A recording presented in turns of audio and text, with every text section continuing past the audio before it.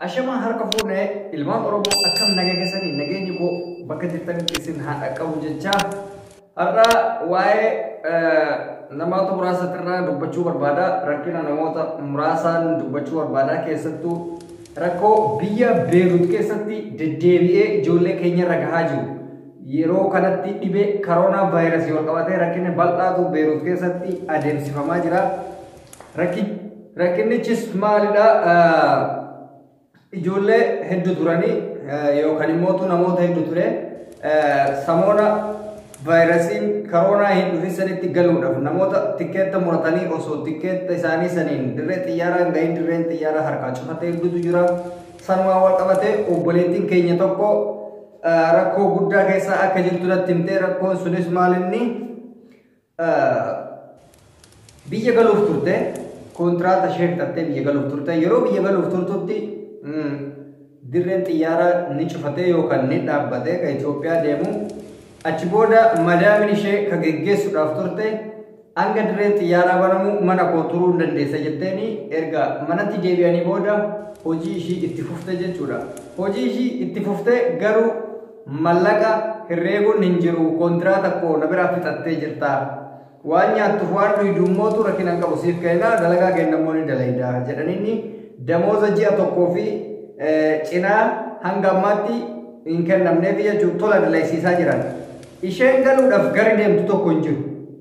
Achi teettee diduudhaaf immoo yoo of biraa baasa mucattiin tun gara seentu tokko hin qabu. Rakkoo guddaadha alaalamma. Rakkoo guddaadha. Baduudhaaf gari itti badan hin jiru. Hin dalagu jechuudhaaf. Mana nama tokko keessa ta'anii hin dalagu jechuun hin ta'u. Mallaqa dalaydisan immoo argataa hin jirtu kennamaaf hin jiru. Laal rakkoo guddaa rakkoo kana caala hin jiru. Tola hojjetaa jirti jechuudha bara. Ani kan na dhibe yeroo addunyaan sodaa keessa galte kanatti ilmi namaa kamii garaa jabaatee mallaqa hoggatame amma arabni dundugaa garaa jabaatu laala. Sa'aatii waan biraa dhiisi barwaas gara waan biraa dhiisi Ameerikaa yeroo ammaa gargaarsa barbaaddi. Dhageettanii beekanii isin Ameerikaan gargaarsa barbaaddi amma hin jiru. Dhibeen addunyaa tun humna isiitii ol ta'urraa gargaarsa barbaaddi Ameerikaan. Waan ajaa'ibaati bara. Sadarkaa addunyaan kanarra jirtutti jarri mallaqa namaa daqqayyeessaa dhoorgatan jechuudha.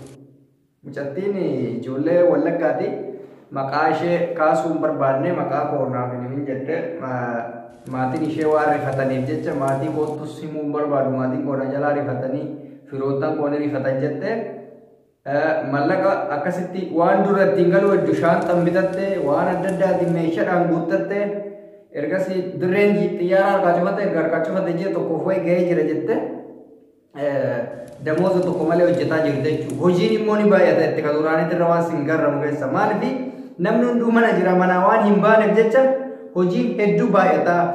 Daa'imti isaanii mana ooltii guddaan isaanii mana oolaa namni manaa boon jiru amma nyaata nyaatanii qodaa balleessanii waa hedduu hojiin baay'ee ulfaata jette daran kan duraan amata meeqa bira daran irra amma itti ulfaata. Ofii damooza tokko hin qabdu jechuudha. Ishee qofaa miti namoota hedduutu waan akkasii dubbata.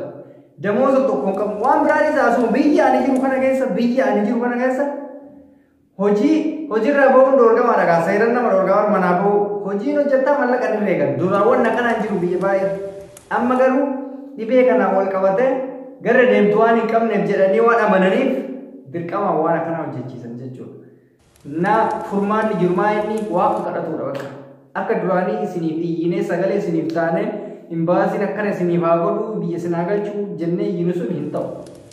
Maaliif hin baasin gara si fiduu hin qabu dirreen xiyyaaraa hin jiru kadhaa qofa walii godhuudha carraan jiru hanga dhibee kun badu dhibee kanatti kadhaa godhu kanuma dhugaa jiru moo dhugaa jiru miti ani beektaa yeroo hedduu waan na cinqu keessaa rakkoon keenya rakkoon Oromoo kun maaf achisiinee biyya alaatittis nurraa achisiqu biyya keessattis nurraa siqu walumaa galatti biyyi lafaa kun Oromoodhaaf hin taane jechuudha bara biyyi lafaa kun Oromoodhaaf hin taane jechuu hin danda'amu. Dhugaa rabbiitti baay'ee ani gama kiyyaan obboleettii biyya sanii maaliin jeen dura beektanii inumaa biyyan galii dhiyeenya kana dalagadhu hin jedhina waan mallaqa herreganii seebeeta sababni isaa maali akkuma isin beektan kanatti dhibeen koronaa vaayirasii kan babal'achaa jiru dirree xiyyaaraa keessa amma yoo dhageessanii qabaattan guyyaa kaleessa hojjettoota dirree xiyyaara Itoophiyaa nama afur qabee jira mootummaan hin dhoysee jedhama.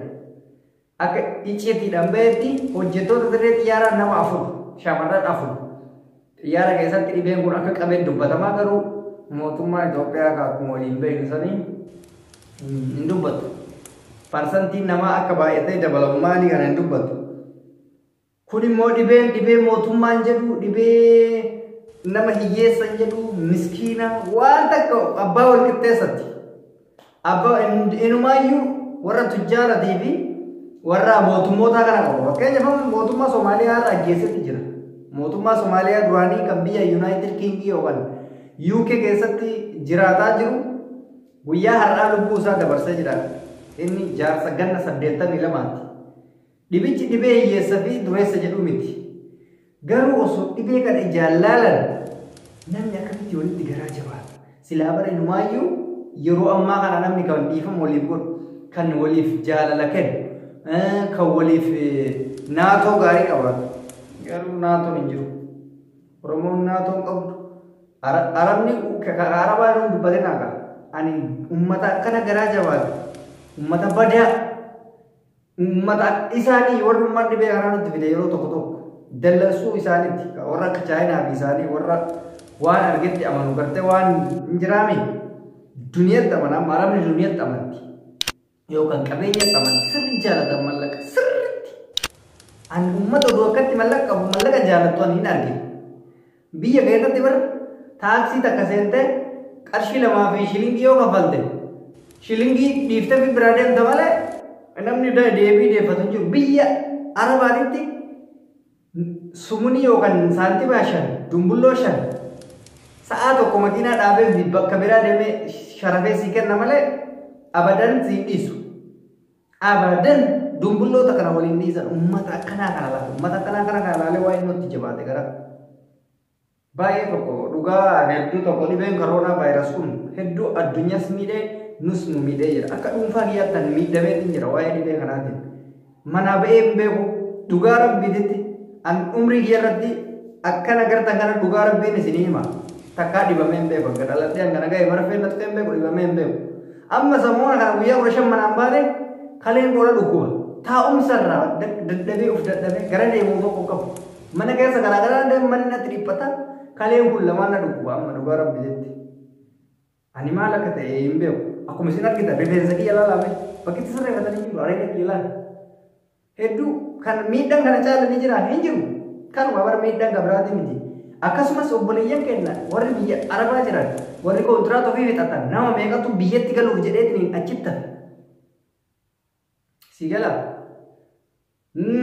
baqattoonni mootuu warri kaayiroo jiru namni meeqa carraa biyya biraa argate asitti hafe carraa Kanaadaa argate carraa Awustiraaliyaa argate carraa Ameerikaa argatee gari deemuun dhabamee asitti hafe baqattoonni kan nuyi jechuun warri kaayiroo keessa jiran carraa UN nu kennite osoo itti fayyadamin nurraa kutee nurraa dabarfatee jechuudha. Dhibee waa hunda dhaabe mana kadhannaa amantaa adda addaa amantaa tokko jiru namni manni kadhannaa tokko hin jiru hundi isaatu taa'ee waan ofiitti kadhata. Addunyaa irratti duraan waan isinitti beekamu kubbaadha. Kubbaa gartanii kubbaan addunyaa irraa ni dhaabate. Wanta namni isinitti addunyaa kanarratti hordofu kubbaadha beeka. Kubbaan ni dhaabate. Karoonaa uummataa kana godhe kanatti gara jabeenni gurguddaan arabni irratti godhan kun hojii isaanii gara bultii isaanii haa kennu. Akkuma hojii isaaniitti haa kennuuf nuti hin dubbannu. Dararaan isaan ijoollee keenya dararan shamarran keenya dararan amma erga manatti deebi'anii immoo dalagaatti baay'isanii ijoollee keenya cinqan dalagaa isaanii rabbumtaa kennuuf gaa nuti maal nu galche nuti maaltu nu dhaqe kanaaf bakka jirtanitti rabbi isin haa eegu baay'isawee mootu isin quba ol qabaadhaa shamarran keenya jechuun namoonni hedduu quba waliin qabdanii miidiyaa maqaanarra ooltanii feesbuukii fi yuutuub kana callisanii ilaaltanii isa qofa osoo hin ta'in wal hubachuun baay'ee barbaachisaadha keessattuu namni biyya tokko keessa jiru. Namni biyya tokko keessa jiru yoo wal hubattan namatti tola. Akkamiirra jirta maalirra jirta maaltu rakkisa maaltu cinqa wal jajjabeessuu dhuma silaa waan gootuuf hin qabdu bara wal jajjabeessuu qofa wal jajjabeessuun hedduu barbaachisaadha akka wal jajjabeessitan naamsa guddaa isinii qaba. Omaatii miti rakkinni keessan hedduun nu dhiphisus furmaan qabachuu qabnu tokkollee hin jiru. Furmaan ni jiru kadhaa qofa isinii godhuudha. Kadhaa isiniif jabeessine sirriitti isiniif kadhannaa tole kanuma qofa wanni jechuu barbaadnu ani kan isinii waliin ture reedii Adamtuu fi ijoolleen Beruut sirriitti waa'ee isinaa eegu akkasuma ijoolleen Libaanoon, Kuweet, Kwaatar, Saawud Arabiyaa baay'eedha biyyoonni ani maqaan dhoofne hedduu biyya Suudaan keessatti illee ilaala biyya Suudaan ilma namaa akkas isaan dararan wal ka Suudaan san hin dubbatin haagaayaa ilma namaa qullaa irraa baasanii tumaadhaan Oromoodhaa Oromoo imbaasii waa tokko gochuuf hin dandeenye waraqaa qabdan jedhanii mee amma sa'aatti karoora vaayirasii kanatti waraqaa eenyummaa nama gaafatanii waraqaa ittiin jiraatanii qabdan jedhanii ilma namaa kana tumaadhaan laatan mallaqa guddaa gaafatan mallaqa biyya Suudaan keessatti namni mallaqa falatuu hin danda'u mallaqa ittiin jiraattuu hin jiru Suudaan jechuun biyya irraa akiraati biyya birrii takka hin qabu biyya birrii Itoophiyaa birrii sadii achitti birrii sadii ofiriiti biyyi kufurraa jechuun duraan Itoophiyaa caaltee amma Itoophiyaan caaltee